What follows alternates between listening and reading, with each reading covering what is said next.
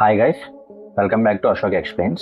ఈ రోజు మన ఎడిటోరియల్ టాపిక్ న్యూక్లియర్ పవర్, శాంతి బిల్, ఇండియా న్యూక్లియర్ గవర్నెన్స్. ఇది చాలా హెవీగా ఉంటుంది అని అనిపించవచ్చు, బట్ మనం చాలా సింపుల్గా మాట్లాడుకుందాం.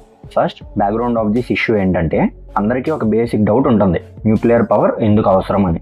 ఎందుకంటే మనకి ఇప్పుడు ఎలక్ట్రిసిటీ డిమాండ్ పెరిగిపోతుంది. సోలార్ ఎనర్జీ, విండ్ ఎనర్జీ బాగానే ఉన్నాయి, బట్ అందులో సన్లైట్ ఉండాలి, విండ్ ఉండాలి. నైట్లో సోలార్ ఎనర్జీ ఉండదు, క్లౌడీ ఉంటే మిస్ మ్యాచ్ అవుతుంది. న్యూక్లియర్ మాత్రమే స్టేబుల్గా బేస్ లోడ్ పవర్ ఇస్తుంది.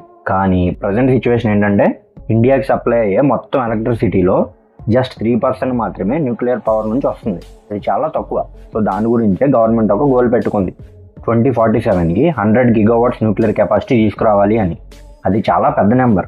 దానికోసం కొన్ని స్మాల్ మాడ్యులర్ రియాక్టర్స్ని కూడా ప్లాన్ చేస్తున్నారు 2033 లోపల. సో ఈ టార్గెట్కి ఇన్వెస్ట్మెంట్ కావాలి, ప్లేయర్స్ కావాలి, పాలసీలు కావాలి. సో వీటిని దృష్టిలో పెట్టుకుని ఈ శాంతి బిల్ని ఇంట్రడ్యూస్ చేశారనమాట.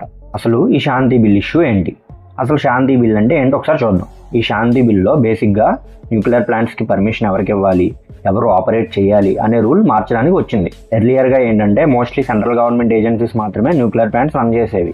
కానీ ఇప్పుడు శాంతి బిల్ ఏమంటుందంటే, పర్మిషన్ గవర్నమెంట్ ఎంటిటీస్కైనా ఇవ్వచ్చు, జాయింట్ వెంచర్స్కైనా ఇవ్వచ్చు, అండ్ రిక్వైర్డ్ ప్రైవేట్ కంపెనీకైనా ఇవ్వచ్చు. అంటే మన డొమెస్టిక్ ప్రైవేట్ కంపెనీస్ కూడా ఎంటర్ అవ్వడం పాసిబుల్. కానీ ఫారెన్ ప్లేయర్స్కి పర్మిషన్ లేదు. అంటే దేశీ కంపెనీస్కి మాత్రమే పర్మిషన్ ఇస్తారనమాట.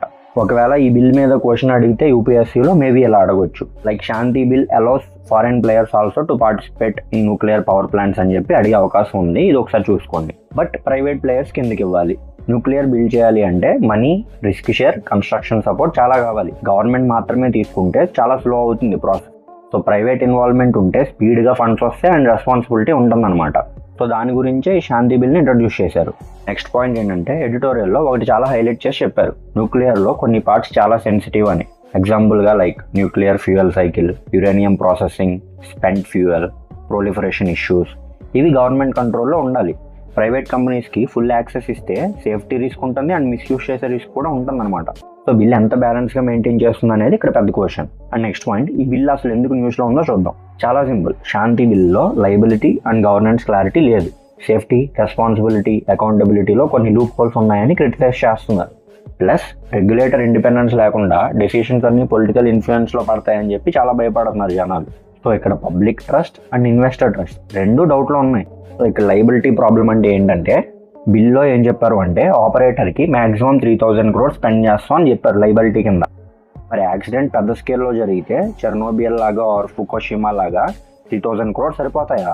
విక్టిమ్స్కి కాంపెన్సేషన్ ఏమిస్తారు? ఎన్విరాన్మెంట్ క్లీనింగ్ కోసం ఎంత ఖర్చు పెట్టగలుగుతారు?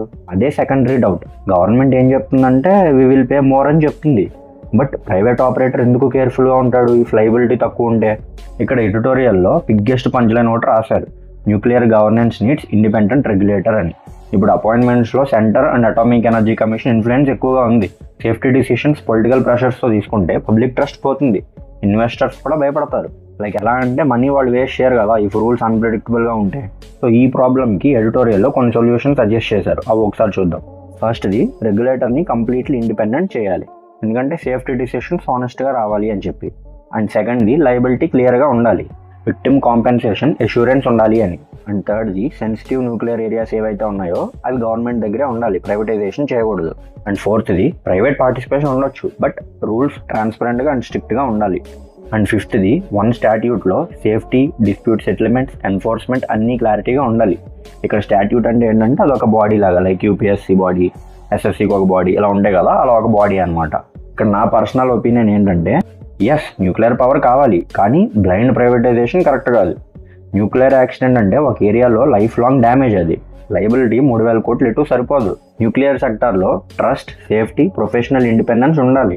నా పర్సనల్గా నేను కొన్ని సజెషన్స్ ఇద్దాం అనుకుంటున్నాను. అవేంటంటే, separate nuclear safety regulator bill తీసుకురావాలి, లోకల్ కమ్యూనిటీస్కి ట్రాన్స్పరెంట్ కమ్యూనికేషన్ ఇవ్వాలి, రెగ్యులర్ సేఫ్టీ డ్రిల్స్ మ్యాండేటరీగా చేయాలి, victim compensation insurance backed fund create చేయాలి, డొమెస్టిక్ కంపెనీస్ అయినా strict non negotiable safety norms follow చేయాలి.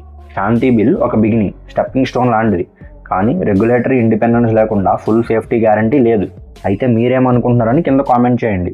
అంటే ప్రైవేట్ కంపెనీస్ న్యూక్లియర్ సెక్టార్లో మంచిదా ఆర్ చెడ్డదా అని మీ ఒపీనియన్ చెప్పండి కామెంట్లో.